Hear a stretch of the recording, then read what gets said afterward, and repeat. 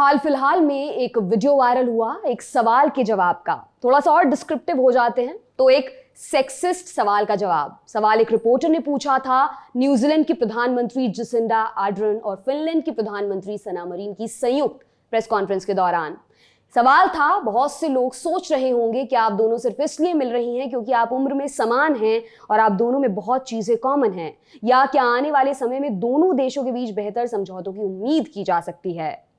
Ardern इस सवाल से अचंभित रह गईं।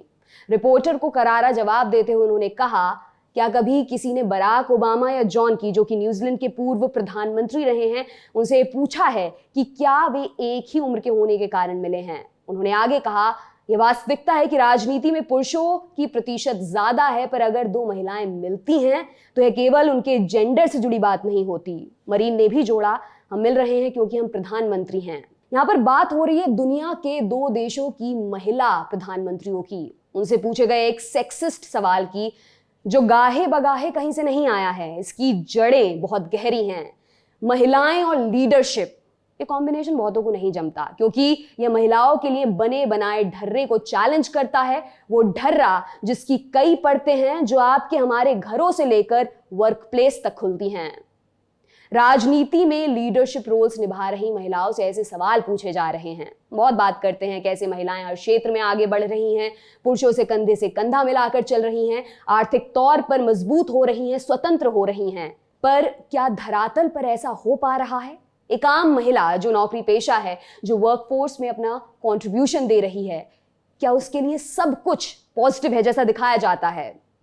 नमस्कार, मेरा नाम दिव्यांशी है और आप देख रहे हैं दी लल्लन टॉप का महिलाओं से जुड़ा खास प्रोग्राम जनाना रिपब्लिक।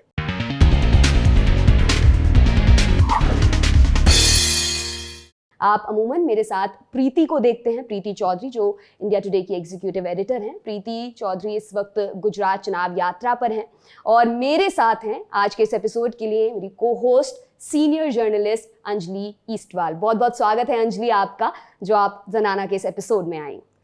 थैंक यू दिव्यांशी आपका मुझे बुलाने के लिए। बहुत दिनों बाद मैं वापस आई हूँ यहाँ पे, but it's always a pleasure. आज के एपिसोड में महिलाओं से जुड़े दो अहम मुद्दों पर हम चर्चा करेंगे। पहला, वर्कफोर्स में फीमेल पार्टिसिपेशन की स्थिति और विमेन लीडरशिप, जिसके बारे में शुरुआत में मैंने जिक्र भी किया। दूसरा, विमेन सेफ्टी।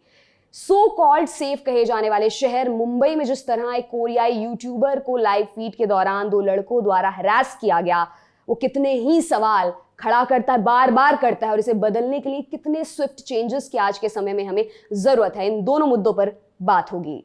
पहले मुद्दे से शुरुआत करते हैं। moneycontrol.com का हाल फिलहाल में एक सर्वे सामने आया, जिसमें यह बताया गया कि भारत की टॉप 50 कंपनियों में जेंडर इक्वालिटी के मामले में ग्लोबल बेंचमार्क जो है वो उससे काफी पीछे हैं। इन कंपनियों में केवल 25.08% महिलाएं कार्यरत हैं। कई कंपनियों में फीमेल वर्कफोर्स 10% से भी कम है। अंजलि, मैं आपसे पूछना चाहूंगी, कैसे देखती हैं इस पूरे सिनेरियो को? पिछले एक दशक में वर्कफोर्स में विमेन पार्टिसिपेशन घटा है। वर्ल्ड बैंक के अनुसार 2010 और 2020 के बीच भारत में वर्किंग विमेन का जो परसेंटेज रहा वो 26% से 19% हो गया। क्या कारण आपको इसके नजर आते हैं, अगर हम इसे देखें गहराई से? मैं तो कहती हूँ गहराई में आपको जाने की जरूरत नहीं। अगर आप सतही नजर भी दौड़ाते हैं अपने चारों तरफ, तो आप तभी जान लेते हैं कि आपके पास, अगर आपके जिस कमरे में आप बैठे हैं काम कर रहे हैं, अगर वहाँ 20 कुर्सियां हैं तो उसमें मुश्किल से 2 या 3 पर महिलाएं बैठी होती हैं, और ये अक्सर हर दफ्तर का नज़ारा होता है। पीछे इसकी वजह साफ है। हम सभी, जो खासतौर पर महिलाएं, इस बात को समझती भी हैं, और कुछ इकोनॉमिक भी हैं। मुझे ये लगा है कि मैं कुछ आंकड़े देख रही थी, तो आपने 2010 का बताया, अगर हम और पीछे चले जाएं 2004 में कुछ आंकड़े ये कहते हैं कि विमेन का पार्टिसिपेशन इन वर्कफोर्स बहुत ज़्यादा था, और अब जो है वो गिर करके, मतलब पैंडेमिक के बाद तो हम सभी जानते हैं, मेरे ख्याल से 9% तक आ गया, तो वो बहुत ज़्यादा फॉल आया है। लेकिन ये बात भी हमें समझनी होगी कि आंकड़े सारी बात नहीं कहते हैं। वो किस तरह का पार्टिसिपेशन था, उसकी क्वालिटी क्या थी, क्या काम महिलाएं करती थी, वो भी इम्पॉर्टेंट हो जाता है। लड़कियां पढ़ रही हैं, नौकरियां करने आ रही हैं, ये एक बदलाव हुआ है पिछले 30 सालों में, हमने देखा है। लेकिन उन लड़कियों को क्या नौकरियां मिल रही हैं, या जो आती भी हैं वो छोड़ के चली जाती हैं? उसमें बहुत सी चीज़ें होती हैं। वजह होती हैं कि अब हम धनवान होते जा रहे हैं। जब पैसा आ जाता है तो हम नहीं चाहते हमारी बहू बेटियां काम करें। औरतें जो काम करने जाती भी हैं उनको सपोर्ट नहीं मिलता है, बाथरूम की फैसिलिटीज़ नहीं मिलेंगी, बेसिक कई जगह होगा, कई जगह खाना पीना ढंग से नहीं हो पाएगा, और अंत में ये हो जाता है कि अगर महिला को अपने परिवार को ज़रा सी भी प्रायोरिटी देनी पड़ती है तो सारा का सारा जो दफ्तर है चरमरा जाता है, क्योंकि वो अगर घर पे भी काम कर रही है और दफ्तर में भी काम कर रही है तो दफ्तर वाले जो होते हैं वो ये कहते हैं कि भाई ये इनसे तो दफ्तर में काम होता नहीं है। तो ये मुझे लगता है कि ये कुछ फैक्टर्स हैं जो साथ में मिलकर के महिलाओं को उनकी पार्टिसिपेशन को आगे बढ़ने से रोकते हैं। कोरोना पैंडेमिक के बाद जो वर्कफोर्स में महिलाएं लौटी, मेरे पास एक और आंकड़ा है कि 47% ऐसी महिलाएं हैं जिनकी नौकरी कोरोना पैंडेमिक के दौरान चली गई थी और वो वापस काम पर नहीं लौटी, लेकिन 7% केवल ऐसे पुरुष हैं जिनके साथ ये हुआ है। तो कोरोना पैंडेमिक में पुरुषों और महिलाओं की स्थिति में इतना गैप कैसे, क्या क्या इनके कारण आपको नजर आते हैं?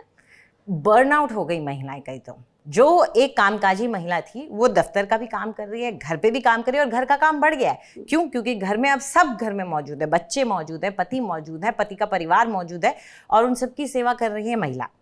मैं ऐसा नहीं कहती हूँ कि पुरुष मदद नहीं करते, पुरुष अपनी तरफ से, आज का जो पुरुष है, जो एक मॉडर्न आदमी है, वो पूरी मदद अपनी पत्नी की करने की करता है, लेकिन जेंडर स्पेसिफिक रोल्स इतने स्ट्रांग हैं कि उसे वो चीज़ें करनी आती ही नहीं है कई बार, तो वो नहीं कर पाता है।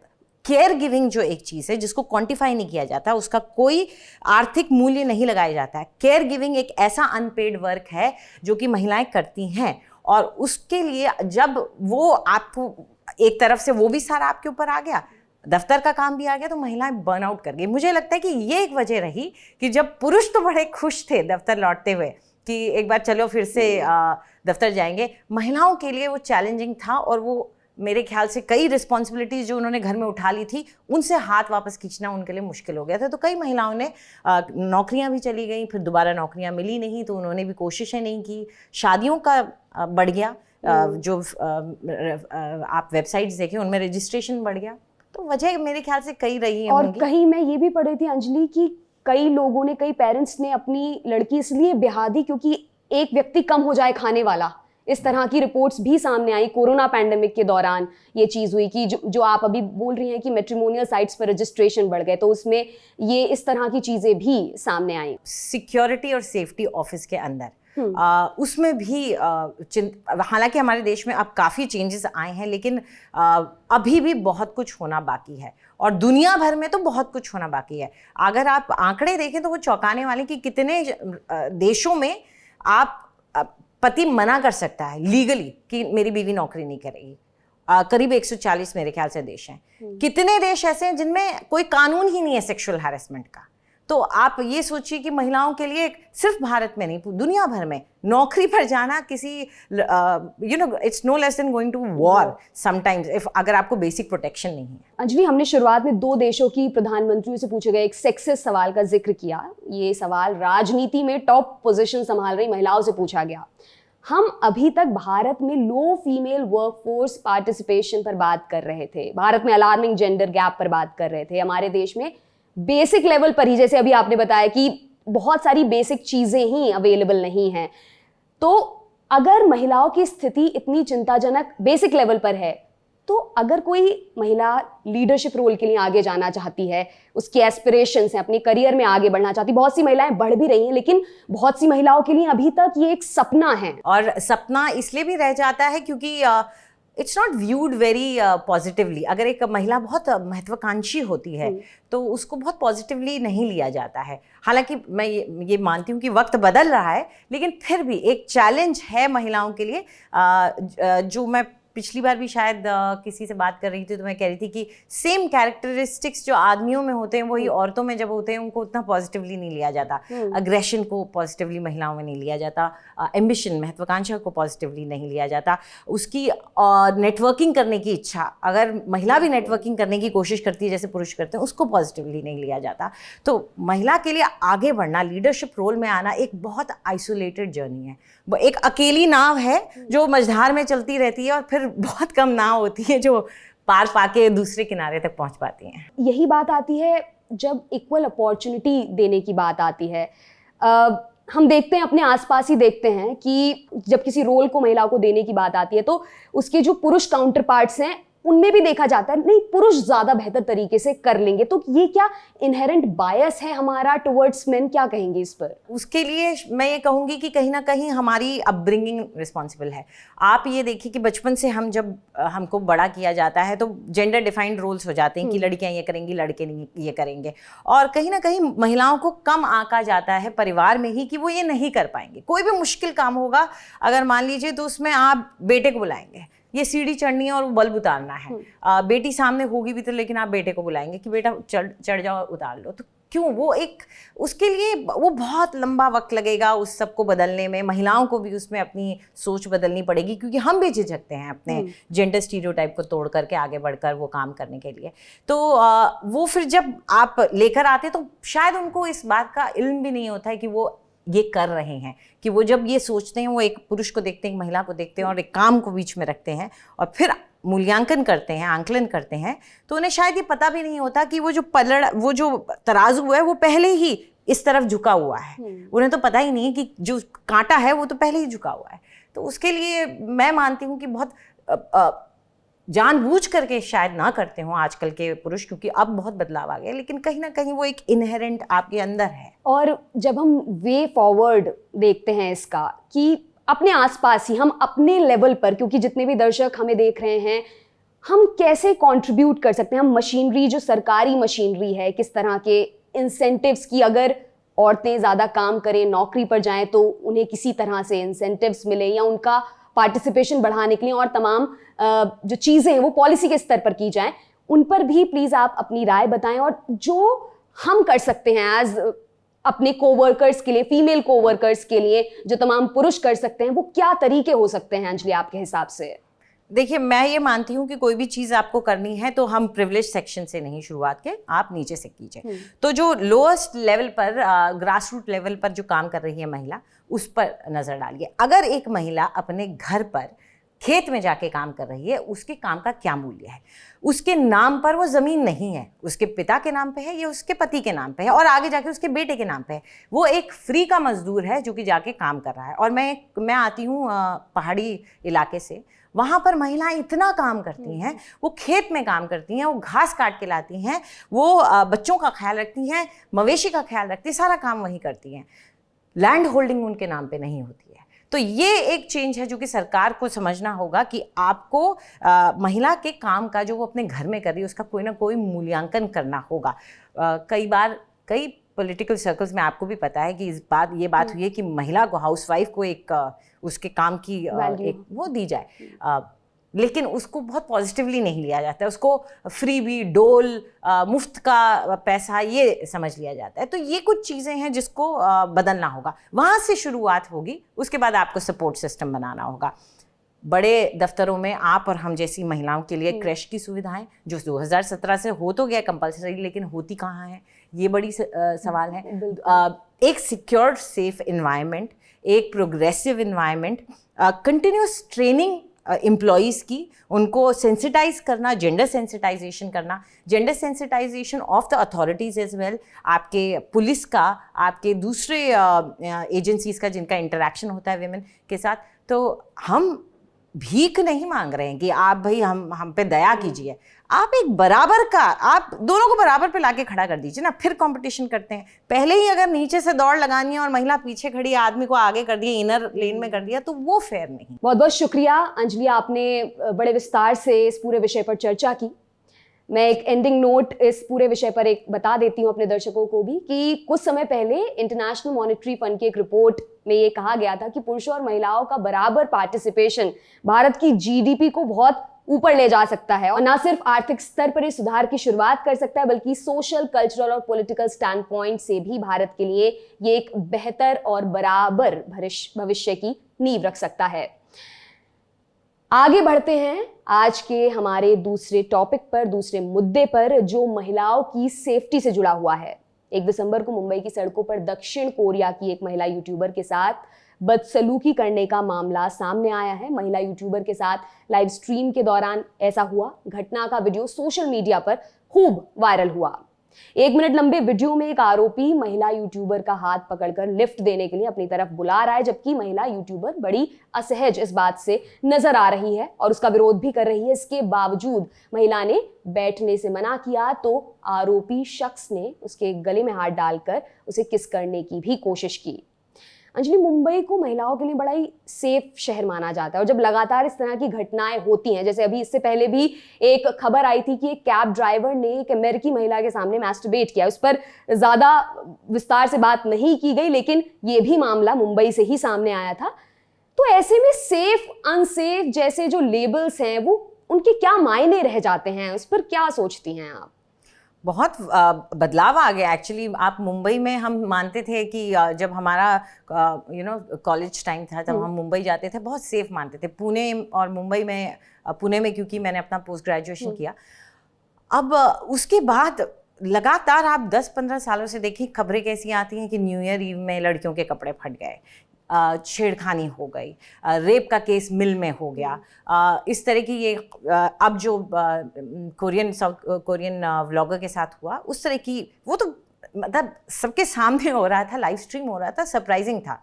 तो चिंता की बात यह कि लड़के बहुत ज़्यादा यंग थे, दोनों इतने यंग लड़के थे कि आप उम्मीद करेंगे कि इस उम्र के लड़कों के तो अपने दोस्त होते हैं, महिलाएं होती हैं, देयर आर गर्ल्स जो उनके साथ पढ़ती हों शायद, उनका इस तरह का रवैया। और दूसरा ये, मुझे ये चीज़ आज तक हिंदुस्तान में समझ में नहीं आई है, हाथ लगाना।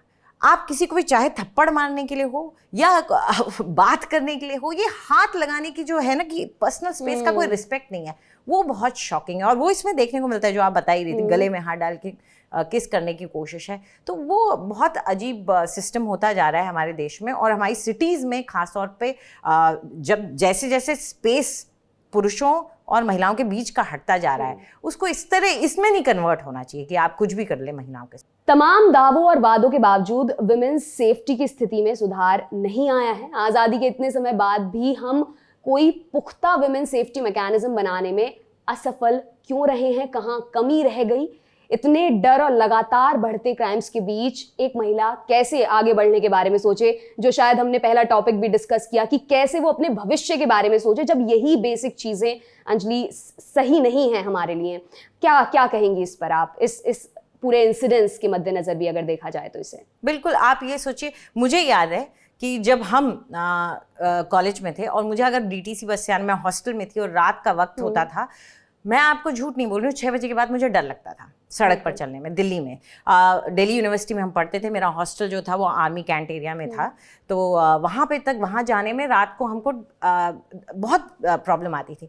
वो डर अगर आपको आज भी महसूस होगा कि आप अंधेरा हुआ, आप सड़क पर चल रहे हैं, आपको कहीं जाना है, तो आप अपनी डेस्टिनेशन पे क्या पहुंचेंगे जब आपको जर्नी में ही इतना डर है। और यही चीज़ को मैं एक्स्ट्रापोलेट कर लेती हूँ, इसको बड़ा कर देती हूँ और इसको लाइफ में ले लीजिए। अगर आपको ज़िंदगी में यही डर पूरी वक्त सताता रहेगा कि क्या मैं सेफ हूँ, क्या समाज मेरे बारे में कुछ बोल तो नहीं रहा, कहीं मेरे कपड़े तो गलत नहीं हैं, आज मैंने जो पहना है वो कहीं ऐसा तो नहीं लोगों को रिवीलिंग लगे, या कुछ ऐसी चिंताएं आपकी कंटिन्यूसली रहें, तो आप क्या उस चीज़ पर फोकस कर पाएंगे कि मेरा एंड गोल क्या है? मुझे इस कंपनी का CEO बनना है, ये मेरा एंड गोल है, लेकिन मेरी चिंताएं क्या हैं? ये चिंताएं हैं। तो फिर कैसे आप उसे अचीव करेंगे? तो सिक्योरिटी एंड सेफ्टी एक बेसिक राइट है, एक बेसिक हक है, जिसे फंडामेंटल राइट होना चाहिए, जो कि नहीं मिलता है। एक आखिरी सवाल अंजलि, हम सड़कों पर महिलाओं की सुरक्षा पुख्ता करने की बातें करते हैं, बातें ही होती हैं, खैर कोई हल नहीं निकलता। एक दूसरा एस्पेक्ट जो इसका आता है वो डोमेस्टिक स्पेस में महिलाओं की सुरक्षा का भी आता है, जिसे बिल्कुल इग्नोर नहीं किया जा सकता। NCRB के एक आंकड़े के मुताबिक 2020 में क्राइम रेट रजिस्टर्ड पर लाख वुमेन पॉपुलेशन था 56.5% और ये 2021 में बढ़कर 64.5% हो गया। क्राइम अगेंस्ट वुमेन में सबसे ज्यादा केसेस आते हैं क्रूएलिटी बाय हस्बैंड और हिज रिलेटिव्स, इसके अंतर्गत दर्ज हुए 31.8%। हम इतने समय से श्रद्धा वालकर के केस के बारे में सुन रहे हैं। आयुषी यादव को उसी के पिता ने गोली मारकर मार डाला। अभी पिछले दिनों international day for the elimination of violence against women से कुछ रोज पहले United Nations chief Antonio Guterres का एक बयान सामने आया कि हर 11 मिनट में एक महिला की अपने पार्टनर या परिवार वालों द्वारा हत्या कर दी जाती है। हमारे देश में ही नहीं, आई थिंक वो एक्सेसिबिलिटी की बात हो जाती है कि हम लड़कियों की असुरक्षा परिवार में इसीलिए बढ़ जाती है क्योंकि भरोसा आप करते हैं आस परिवार और एक्सटेंडेड परिवार पर, और उनका एक्सेसिबिलिटी बहुत ज़्यादा होता है, इसीलिए वो चिंता और ज़्यादा बढ़ जाती है। जो श्रद्धा वालकर के साथ हुआ उस पर कई लोगों ने ऐसे ऐसे कमेंट्स किए जिसमें वो महिला को ही इसके लिए जिम्मेदार बता रहे थे। जो पूरा कॉन्वर्सेशन था, जो मैं आपसे बोल भी रही थी, वो हट करके डोमेस्टिक अब्यूज, डोमेस्टिक वायलेंस से हट करके एक दूसरे धार्मिक एस्पेक्ट के, धर्म क्या है, क्या लव जिहाद हुआ है, कथित लव जिहाद, और या इन चीज़ों पर चला गया। और सिर्फ आपने और हमारी गलती नहीं है, या ट्रोल और ट्विटर पर और यूट्यूब पर लिखने वालों की गलती नहीं है। जिन सरकारों के राज्यों में हाईएस्ट क्राइम रेट्स हैं विमेन के अगेंस्ट, असम जैसे, वहाँ के नेता खुल करके बोल रहे थे इन चीज़ों के ऊपर, और उसको चुनाव वाले राज्यों में जाकर के इसके बारे में चर्चा कर रहे थे। तो उसी चर्चा को डोमेस्टिक वायलेंस पे क्यों नहीं किया जा सकता था? मैं आपसे पूछूं Divyanshi, why was hashtag domestic violence not trending? Google search में आफ्ताब का रिलीजन क्यों ट्रेंड कर रहा था? डोमेस्टिक वायलेंस के लॉज क्या हैं, उससे कैसे बच सकते हैं, उसके लिए क्या करें, वो क्यों नहीं कर रहा था? नहीं कर रहा था। अंजलि, उसके बाद भी एक तरह से अगर आपने ऑब्जर्व भी किया हो, हमें लगातार ऐसी खबरें सुनने को मिल रही हैं, वो डोमिनो इफेक्ट में भी आ गया है। क्या कहेंगे इस पर भी कि क्यों हमें बार बार ऐसी ही खबरें सुनने को? मुझे ये लगता है ऐसा भी होता है कि जब एक खबर बन जाती है उसके बाद वैसी जो खबरें अक्सर दूसरे पेज पर चली जाती थी वो फ्रंट पेज पे आ जाएगी। तो ये ऐसा नहीं है कि महिलाओं को जलाकर या काट करके नहीं मारा जाता था, बहुत ज़्यादा होता है। और अगर आप हिंटरलैंड्स में जाएं जहाँ से खबरें ही नहीं पहुँच पाती हैं, तो वहाँ तो पता भी नहीं चलता ना। यहाँ तो फिर भी आपको ऑटोप्सी हो जाती है, आपसे सवाल पूछ लिया जाता है, लड़की फ़ोन पे जवाब नहीं दे रही है, मैसेजेस नहीं आ रहे हैं, तो लोग पूछ लेते हैं। जहाँ पे लड़कियाँ एक दिन अचानक से गायब हो जाती हैं और कोई पूछने वाला नहीं होता कि कहाँ गई, उनका सोचिए क्या होता है। तो खबर का जो फोकस होता है वो अक्सर एक सेंसेशन जब बनती है उसके आसपास से उससे कनेक्ट करके तब थोड़े वक्त के लिए, जैसे हमने निर्भया के दौर पे भी देखा था, वहाँ उस समय हो जाता है, उसके बाद सब भूल जाते हैं और सबको याद यही रह जाएगा कि आफ्ताब का नाम क्या था। एक बार फिर से बहुत बहुत शुक्रिया अंजलि कि आप ज़नाना रिपब्लिक के इस एपिसोड में आई और तमाम चीज़ें हमारे दर्शकों के साथ इतने विस्तार से आपने साझा की। हमारे दर्शकों का भी बहुत बहुत शुक्रिया। अगले हफ्ते फिर आपसे मुलाकात होगी, तब तक के लिए देखते रहिए दी लल्लन टॉक।